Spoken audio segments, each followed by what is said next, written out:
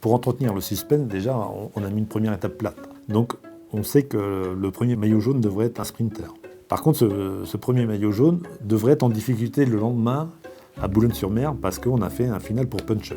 Alors là, la question aujourd'hui, c'est de savoir est-ce que les punchers vont prendre du temps à ceux qui sont favoris pour le classement général final du Tour de France.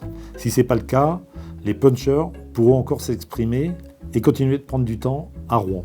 Et là, ils pourraient peut-être prendre un peu d'avance sur les meilleurs du classement général. Ensuite, on va avoir le contre-la-montre individuel de Caen qui devrait remettre en avant les favoris du Tour de France, avec peut-être un avantage à un type de coureur qui est plus rouleur que grimpeur.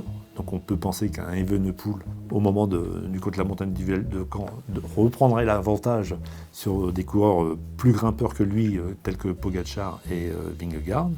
Ensuite, on aura encore une bataille de punchers, voire aussi, ce qui peut être aussi intéressant sur les étapes, par exemple, de Vire et de Mur de Bretagne, c'est en fonction de l'équipe qui aura le maillot jaune, il y aura peut-être des opportunités de s'échapper et de reprendre le maillot jaune. Parce que peut-être que l'équipe qui sera leader après le contre-la-montre de Caen ne voudra pas prendre en charge la gestion du maillot jaune. Et donc les deux étapes qui suivent à Vire et à Mur de Bretagne pourraient aussi convenir à des baroudeurs et à des gens qui vont dans des échappées. Ensuite, on aura une petite transition pour les sprinteurs, où là, on aura un petit moment plus calme. Et puis, on va attaquer vraiment la partie plus spécifique du Tour de France, c'est-à-dire la montagne. Et là, on aura un premier rendez-vous dans le Massif central, qui ne devrait pas faire des écarts énormes, mais qui devrait bien mettre en place les leaders du Tour de France.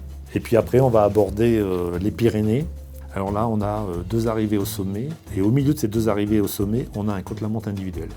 Et là, devrait vraiment émerger les vrais favoris. On devrait commencer à avoir des écarts très importants. Alors on ne sait pas de quel côté va basculer le leadership, mais il devrait y avoir une belle bagarre dans les Pyrénées. Et ça, après, ça devra être confirmé dans les Alpes, avec une montée toujours redoutable, c'est le Ventoux, mais qui ne devrait pas non plus créer des écarts énormes. Et par contre, on aura deux grosses étapes très longues et qui vont faire appel vraiment à la résistance des coureurs et aux qualités de vrais grimpeurs en haute altitude.